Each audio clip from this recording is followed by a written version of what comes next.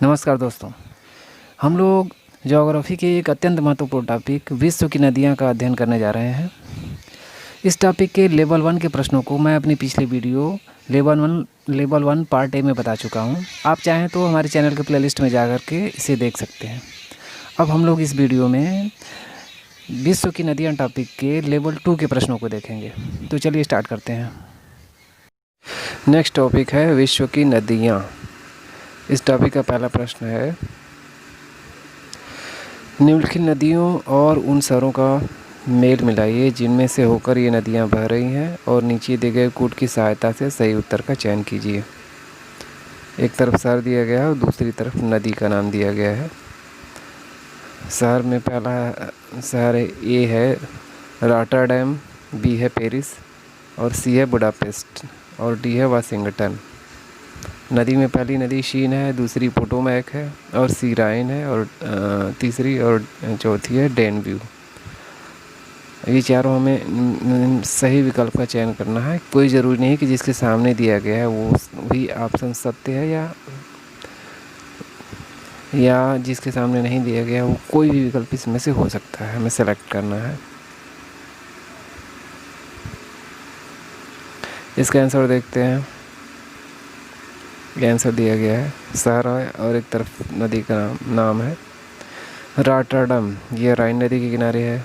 Paris scene नदी के किनारे है। बुडापेस्ट डेनब्यू नदी के किनारे है और वाशिंगटन पोटोमैक नदी के किनारे है। अब हम दिए गए कोड की सहायता से सही उत्तर का चयन करते हैं। पहले इसमें हम देखते हैं कौन सा किस विकल्प का कौन सा सही है आंसर। रॉटरडम राइन नदी के किनारे है, अर्थात ए का 3 ऑप्शन होगा। तो कूट में हम देखते हैं तो ए का 3, इसमें सी ऑप्शन ए का 3 दिया गया और किसी में ए का 3 नहीं है। तो हम यदि किसी एक शहर का नाम और वह किस नदी के किनारे स्थित है वो जानते हैं तो भी हम इस क्वेश्चन को सॉल्व कर सकते हैं। बाकी अन्य का भी हम देख लेते हैं। दूसरा है पेरिस, या सीन नदी के किनारे है और अर्थात बी का 1 होगा। तो इसमें सी में बी का 1 भी दिया गया है। नेक्स्ट है बुडापेस्ट डेनब्यू नदी के किनारे, अर्थात सी का 4 ऑप्शन होगा। तो सी विकल्प में ही सी का 4 दिया गया है। लास्ट है वाशिंगटन पोटोमैक नदी के किनारे है, अर्थात डी का दूसरा विकल्प सही है। तो डी का दूसरा विकल्प भी इसमें दिया गया है सी में ही, अर्थात इसका आंसर सी होगा। ये सी दिया गया है। नेक्स्ट क्वेश्चन हम देखते हैं, निम्नलिखित नदियों में से कौन सी सबसे लंबी नदी है। Option A Amazon, B Amur, C Congo और डी लीना पारकर।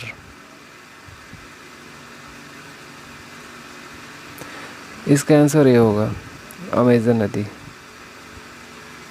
क्योंकि विश्व की सबसे लंबी नदी नील नदी है, लेकिन ऊपर में जो चारों नदियाँ दी उनमें से सबसे लंबी नदी अमेजन है। इसकी व्याख्या हम देख लेते हैं। उपरोक्त प्रश्न में दी गई नदियाँ विश्व की 5 सर्वाधिक लंबी नदियों में सम्मिलित हैं। विश्व की सर्वाधिक 5 लंबी नदियाँ, उनकी लंबाई इस प्रकार है। पहली नदी है नील नदी जिसकी लंबाई 6,650 किलोमीटर है। दूसरी नदी अमेजन है जिसकी लंबाई 6,400 किलोमीटर है। तीसरी यांगजी नदी है जिसकी लंबाई 6,300 किलोमीटर है।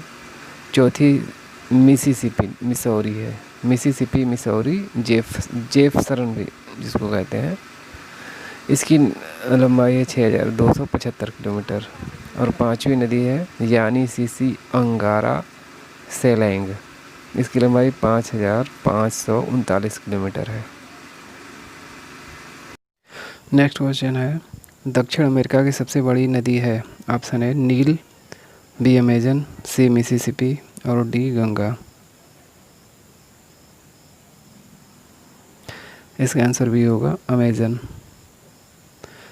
अमेजन दक्षिण अमेरिका की सबसे लंबी तथा अपार क्षेत्र की दृष्टि से संसार की सबसे लंबी नदी है, अर्थात अमेजन नील विश्व की सबसे लंबी नदी है और अपार क्षेत्र की दृष्टि से अमेजन सबसे बड़ी नदी है विश्व की। नेक्स्ट क्वेश्चन, नीली नील जिसको ब्लू नाइल भी कहते हैं, नीली नील नदी निम्नलिखित में से किस झील से निकलती है? ऑप्शन ए विक्टोरिया झील, बी ताना झील, सी एडवर्ड झील और डी एल्बर्ट झील।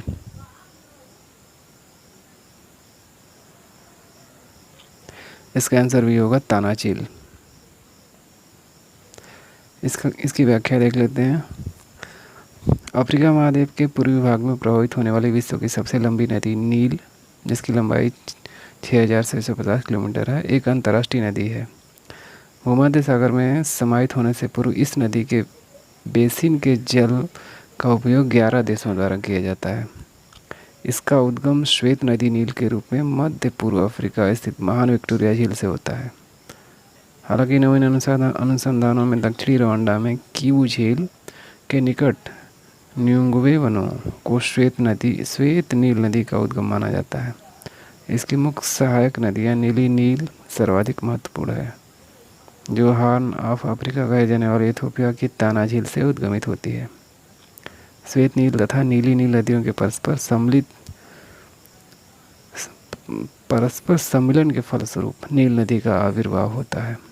अर्थात श्वेत नदी और नीली नील नदी जब दोनों मिल जाती हैं तो दोनों के मिलने से ही नील नदी का उपहार होता, मतलब नील नदी में दो नदियाँ सम्मिलित हैं, श्वेत नील और नीली नील। दोनों जब मिल जाती हैं तो वो नील नदी कहलाती हैं। सबसे लंबी नदी है, option A Sindhu, B Brahmaputra, C Yangtze और डी हुआंगहो। इसका आंसर सी होगा यांगटीसी। एशिया की सबसे लंबी यांगटीसी नदी है, जो चीन में प्रवाहित होते हुए प्रशांत महासागर में गिरती है। इस नदी की कुल लंबाई 6300 किलोमीटर है, 6300 किलोमीटर। नेक्स्ट क्वेश्चन, सर और आमूर नदियाँ गिरती हैं। ऑप्शन ए कैस्पियन सागर में, बी काला सागर में, सी बाल्टिक सागर में और डी अरल सागर में। इसका आंसर डी होगा अरल सागर में। सर दरिया और आमूर दरिया मध्य एशिया की महत्वपूर्ण नदियां हैं। ये मध्य एशिया के अलग अलग पर्वतों से निकलकर अरल सागर में गिरती हैं। नेक्स्ट क्वेश्चन है, काला सागर में गिरने वाली नदी द्वय हैं। Option A Volga Danube, B Dnieper Volga, C Dnieper Danube और डी यूराल वोल्गा। इसका आंसर सी होगा नीपर डेन्यू। अर्थात काला सागर में गिरने वाली नदी द्वय है नीपर डेन्यू। नदी द्वय का मतलब दो नदियाँ, द्वय का मतलब दो। इसकी व्याख्या देख लेते हैं। नीपर नदी यह मॉस्को के पश्चिम,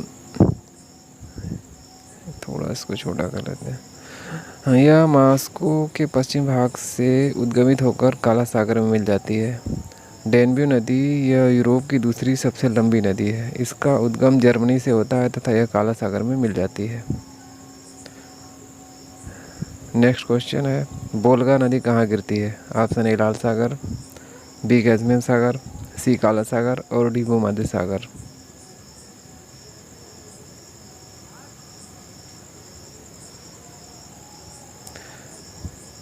इसका आंसर बी होगा कैस्पियन सागर।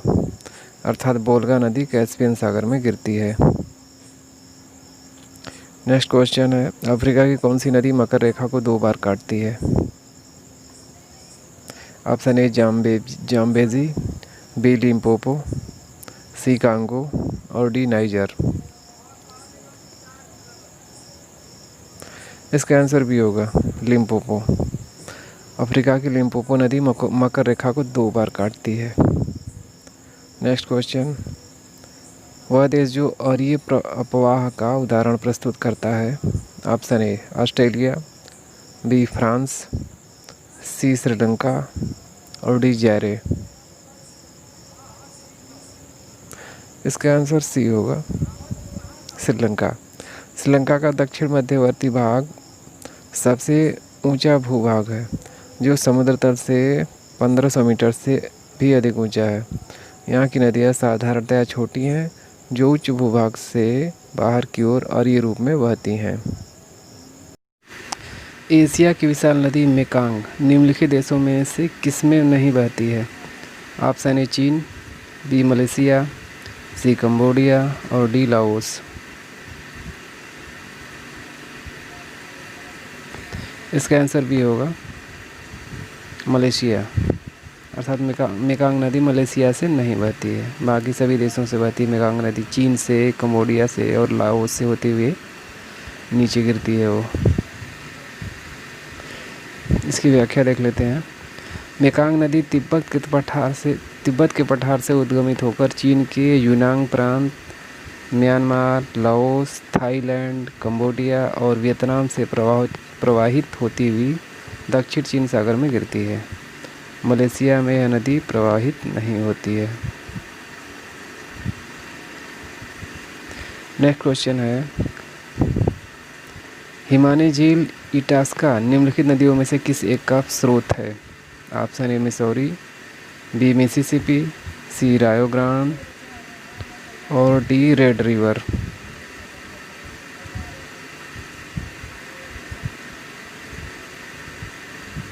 इसका आंसर भी होगा मिसिसिपी, अर्थात हिमानी झील इटास्का मिसिसिपी का स्रोत है। मिसिसिपी नदी इटास्का झील से निकलती है। इसकी व्याख्या देख लेते हैं। हिमानी झील इटास्का मिसिसिपी नदी का स्रोत है। ओहायो और कंसास तथा रेड रिवर मिसिसिपी की सहायक नदियां हैं। मिसिसिपी नदी मैक्सिको की खाड़ी में गिरती है।